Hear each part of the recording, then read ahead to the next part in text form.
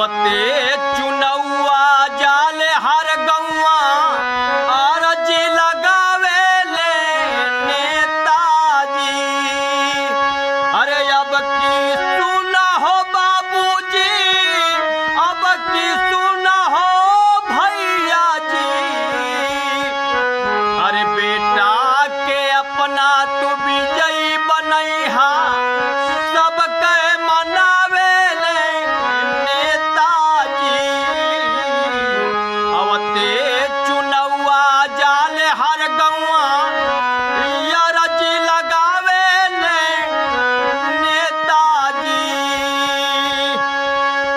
जीतते सड़क और नाली बनवाइब, जवन अब तक भइल नाही उहो हम कराइब। अरे जीतत सड़क और नाली बनवाइब, जवन अब तक भइल नाही उहो हम कराइब।